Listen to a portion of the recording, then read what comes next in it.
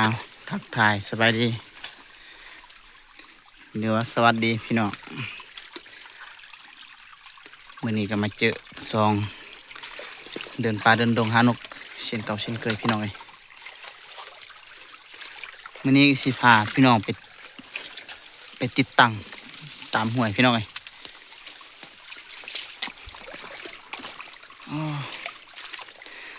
จะไปบ่อนน้ำน้อยๆอยู่เทิงพุ่นละแปะยอดพุ่นละพี่น้อง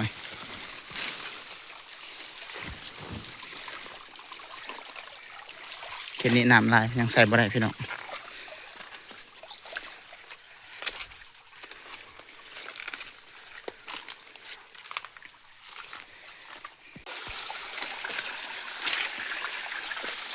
เอาพี่น้องมาติดตามรุ่นเบิ้งน้ำกันเนาะนี่ว่าสิมานอยู่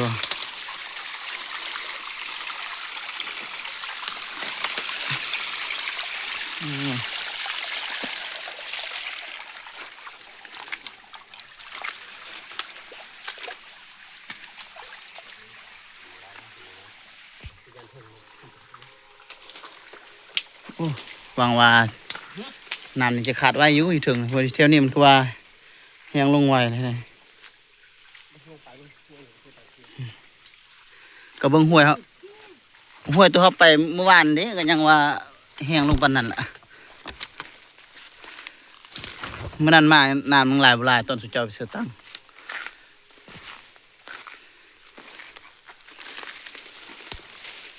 นะนี่ก็จะแม่นน้ำตกตาดหน่อยเนาะพี่น้องง่ายกับบริง่ายดอกน้อยเดียวอาจจะเป็นเส้นทางที่เฮามาสิมาติดตั้ง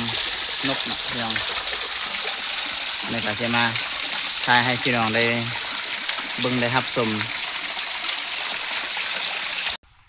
เอาพี่น้องตอนนี้เฮากาสิมาเริ่มใส่ตั้งแล้วเนาะพี่น้อง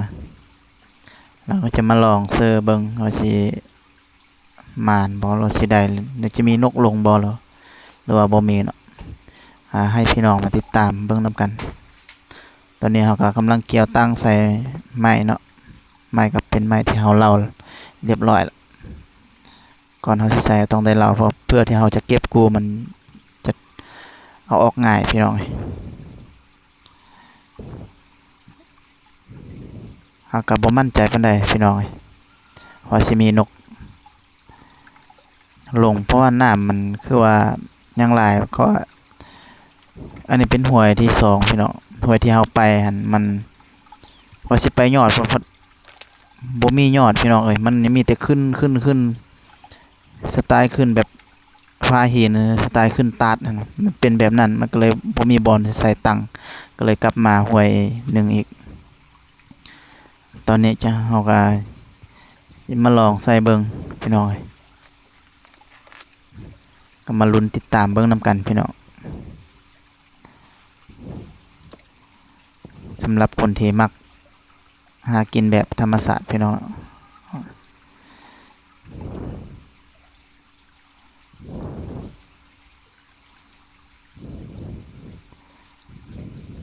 มักชีวิตอิสระแบบนี้นะพี่น้อง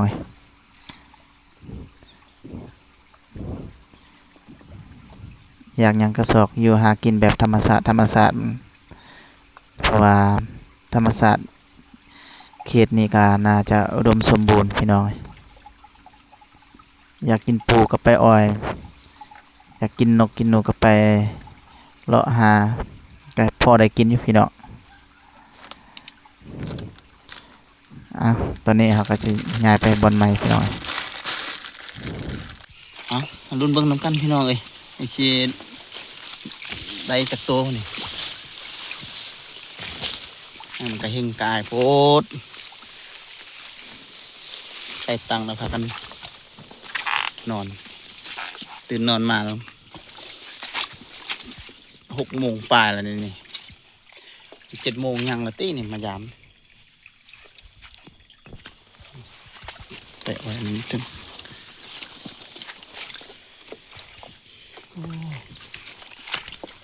อ้าวโอ้ได้ตัวหนึ่งพี่น้องมาอยู่ รุดจากตั้งพี่น้องแล้วก็ตกเสือน้ำตายเลยนี่แข็งกระเด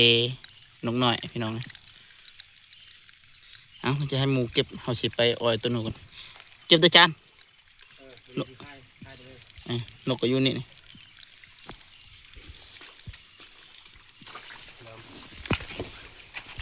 กำลังสิว่าเอ้ามันรุดแล้วคิดว่าคนเอาแท้เห็นมันนอนแส่ฮะ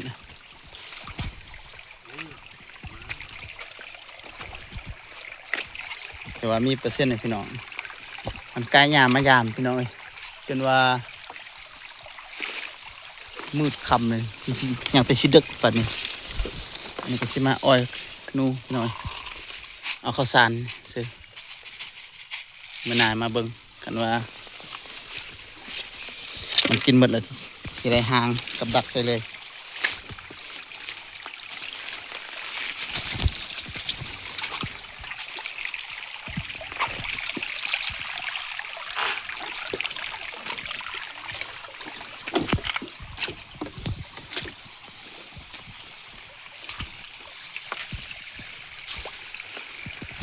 พี่น้องเลย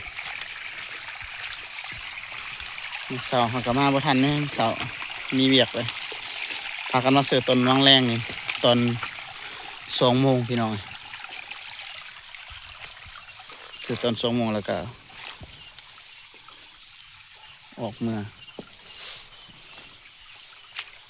อผู้ใดก็เมื่อยเลยพากันนอนตื่นมาป้าถูก6 โมงแหละจะพากันมายามโอ้ตัวเขาอ้อยปูมว่าเนี่ยมันยังกินเลยแพงเห็นอยู่กว่านี้2 โตเลย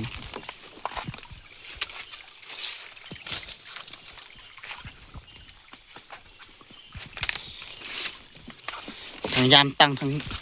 ไปอ้อยนู่นนี่พี่น้องเลยทั้งหมดเนี่ยก็11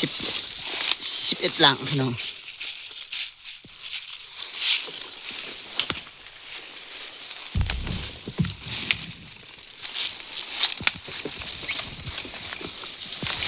โย้ย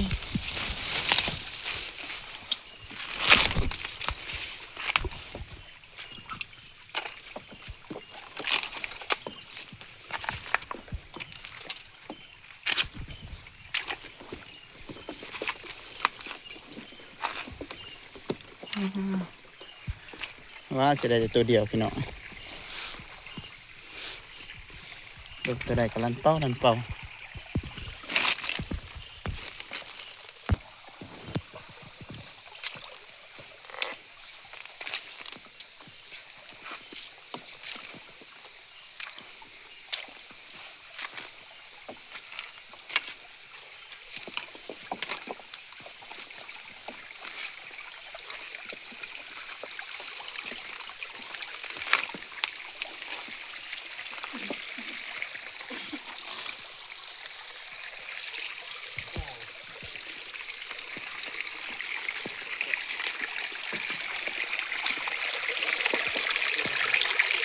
บ่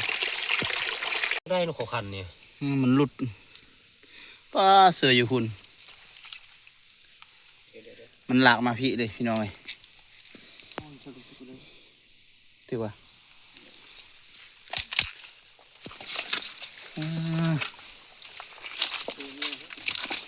โอ้ยนี่ถึงตัวหนึ่งอีกพี่น้อง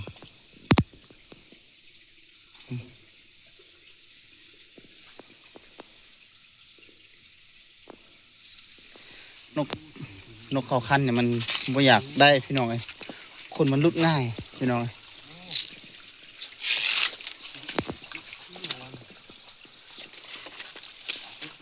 ฮะบ่แม่นนก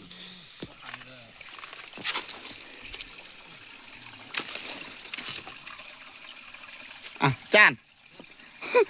รู้จักตั้งอยู่ลุ่มมันมาทึกอันมันมาอยู่พี่มันบินบ่ได้เลยเด้นกนี่โอ้พี่น้องไอ้นี่มีแต่ตั้งติดกระโตมันบินบ่ได้แล้วพี่น้องไอ้รู้จักตั้งคุณนะแต่ว่าตัวนี้ก็ได้อยู่3 แต้มนะพี่น้อง